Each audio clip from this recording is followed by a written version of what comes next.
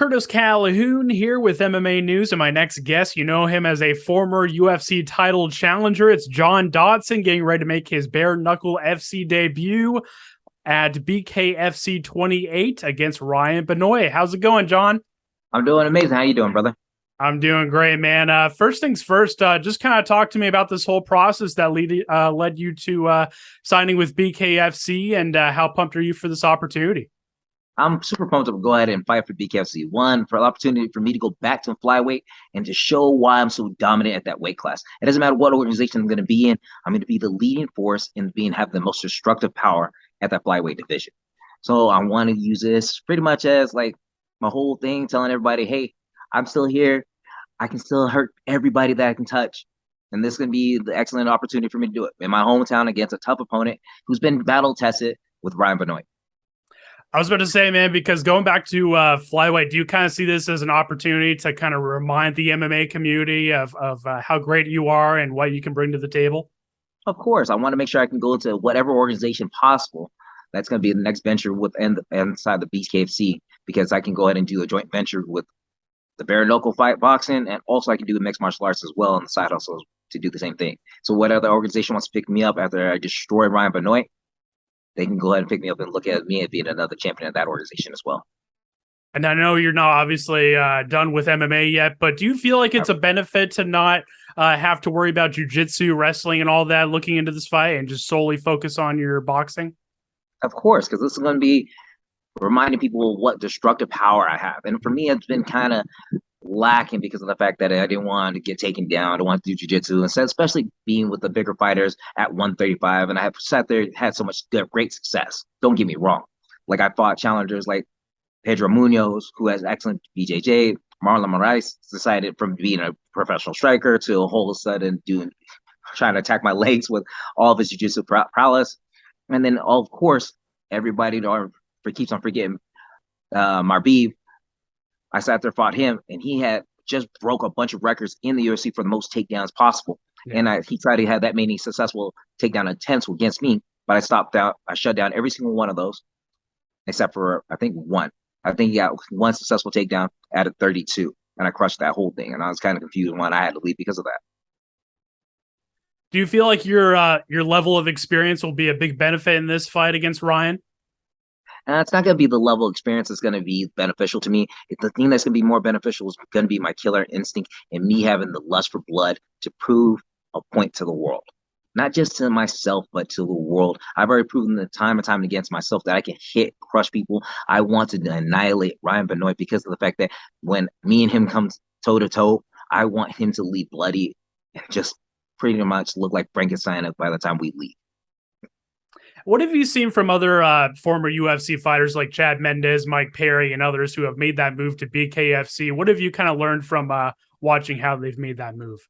Well, seeing the guys who have been very successful at striking, and that's going to translate it into mixed martial art. I mean, from mixed martial arts straight to the BKFCs, man, they're doing phenomenal. I mean, a lot of people keep on talking about the UFC fighters that have gone over, but they keep on forgetting about Luis Palomino, who sat there and fought in PFL, and also who sat there and being the World Series of Fighting champion at 155. And now look at him. He's a double champion at 145 and 155 because of the fact that he has a very unique set of skills within boxing and in MMA striking. So what's going to help me do the exact same thing is be able to close the distance and be able to manage the range and keep my opponents guessing throughout the whole time of the fight. And your brother's going to be on this card too. So how's that going to work in terms of cornering? Are you going to corner him beforehand and then he's going to corner you later, or how's that going to work? Of course. Like I'm going to go out and make sure I can help my brother out for his fight, because this is not only my BKFC debut, but it's also his. It's his pro debut to go out there and start smashing as many people as possible. He's been helping me throughout my whole MMA career with all my striking, wrestling, and jiu-jitsu. Just he doesn't like to do the wrestling and jiu-jitsu. He's willing to go ahead and participate in all of them, but in actually doing them, he prefers to go ahead and strike. And this is an opportunity for him to go showcase his striking prowess and striking ability for him to go ahead and be successful in this organization. This is one of those type of organizations that my brother can be a champion, and I'm going to go out there and corner him for this fight. I just got to remind myself not to check in. They're like, are you here to check in as a fighter? I'm like, absolutely not. I'm here to corner my fighter, and then I'll check in as a fighter later.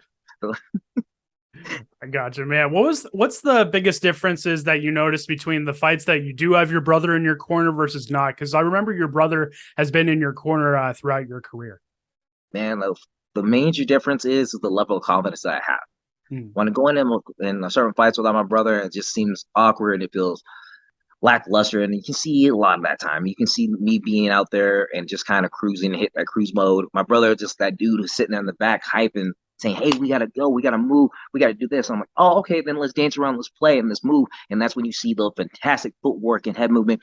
When I displayed against when I fought Eddie Weiland, when I hit him with that Superman punch, slipped underneath that punch, came in with a few barrages, and making sure I can land these fantastic, creative, unique strikes. That's what my brother brings to the table. And when you sit there and see me having like kind of a boring and lackluster fight, it's pretty much like how I had against my Beeb, it's the exact same thing. Like COVID kind of messed everything up for that one, and we can have my brother for that. And I could have been still in the journey for it, but that's in the past. We're looking to the future, and the future is going to me and my brother constantly be having each other's back for the duration of my fight life. Absolutely, man. And one really big thing about BKFC is you get that flexibility with your contract, right? Like if you want to go back to MMA, you're allowed to do that. So how much of a benefit is that, especially for you and your level of experience? For me, it means I get to go ahead and travel the world. I can Mhm. go to BKFC, be able to go ahead and do that, and depending on how quickly I can finish these fights, I can hop back into the pretty much into the steering wheel and drive myself into another MMA fight, and vice versa, be bouncing back and forth, and I can be pretty much busy as much as I want to. Instead of being how the UFC only got like 2 fights a year, this time I can go ahead and probably pile up 4 or 8 fights within the year. I'll be on like that Donald Cerrone plan. Mhm. I gotcha, man. And last question for me, man. What's your message to fans ahead of this fight, and what can they expect? Hey, everybody that needs to know, if you cannot be here in Albuquerque to witness this bare knuckle mastery, because I'm going to sit there and leave this dude as a bloody mess, go ahead and watch me on the BKFC app.